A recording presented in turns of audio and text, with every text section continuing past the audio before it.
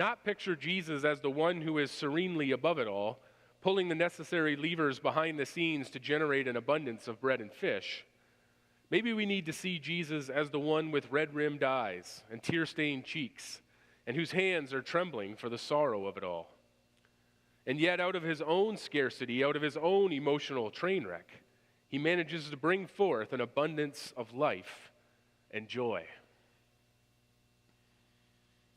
I remember a prof in seminary talking about how people at various points in history had trouble imagining the different aspects of Jesus' human and divine nature. The disciples, for example, had no trouble imagining and seeing Jesus as a human because he was right there with them. They ate with him, talked with him, spent actual time with him. That he was a man like them was obvious. But seeing Jesus as divine, well, that was the hard part for them. And now, in 2023, it's almost the opposite for us. Having no physical experience with Jesus, it's much easier for us to imagine Jesus as divine. But we may struggle with imagining Jesus as a human like us. But here in Matthew, we are given a glimpse into his humanity, in his empathy, compassion, and his kindness to the crowd. Later on in the Gospels, as Jesus rides into Jerusalem that very first Palm Sunday, Luke tells us that he stops to weep over the city. He cried too when Lazarus died. These very human actions of Jesus show us that he understands our condition, that he gets us, and that he has compassion on us. And while Jesus' identification with us in our struggles and pain can bring us great comfort, Jesus being Jesus doesn't just stop there. He actually then does something about it. In our story for today, he, like God in all of our stories before, miraculously provides for people in the wilderness. He basically brings something out of nothing. He creates abundance in a place of scarcity. He brings life to the place of death. And this is what the Old Testament prophets had said the Messiah would do. Hosea says that in the Bible, the wilderness is always a symbol of chaos, of the devil's realm, of the place that takes life. Yet Jesus came to transform the wilderness back into a life-giving place. In fulfillment of the prophet's words, when salvation comes, the desert will bloom, streams will flow in the wilderness, myrtle and flowers will grow instead of weeds and thorns. Jesus' mass feeding in this place of death prefigures the transformation of the whole world from chaos back to the cosmos God intended in the beginning. See, this is the big story of God in the Bible.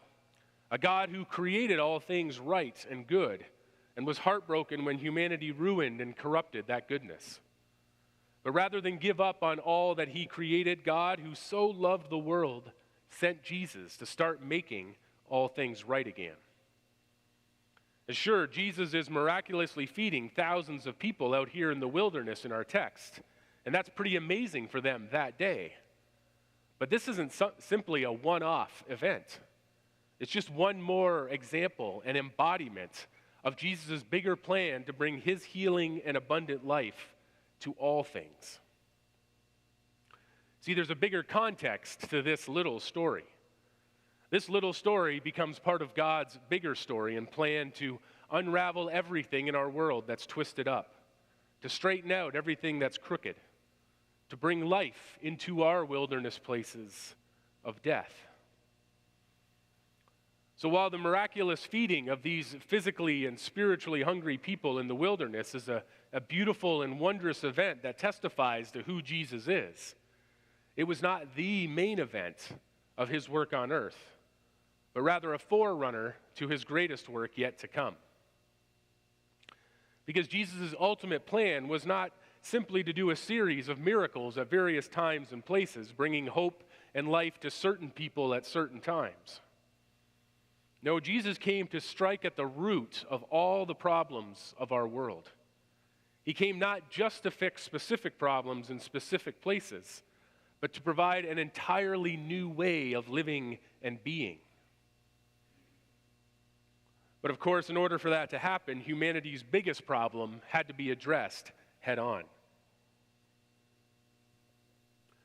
See, when humanity rejected God way back in the Garden of Eden, a chasm in our relationship with God opened up. Where once we had been righteous and holy and could enjoy the harmony and peace of being in God's holy and righteous presence, our rejection of God and His will brought sin into our lives and made us sinful. And God cannot be in relationship with anything that goes against His righteous and holy character. And so for us to return to God's good graces, our sin has to be dealt with. The only problem is God declares sin's punishment to be death, which puts you and me in a hopeless situation, since the bad that we do will always outweigh our good. We can never be holy enough on our own. So what we need is someone else, someone who is righteous and holy, to help make that peace with God for us. And this is what Jesus came to do. This is why Good Friday had to happen. Jesus came to die to pay our sin debt with His life. And now the crowds on that first Palm Sunday were hailing Him a king, but their spiritual eyes were blinded. They were hoping for an earthly king, a political king who would militarily restore Israel's power and glory by overthrowing Rome and reestablishing their political might and power. And what they didn't see is that Jesus is a king who came to give His life for theirs, so that a kingdom and a peace far greater than any human kingdom or peace we could ever come up with could be inaugurated. Jesus came to bridge that cosmic gap between us and God, to bring us peace with Him. And it's out of that peace that the entire world can then start to be healed and restored. But gratefully surrender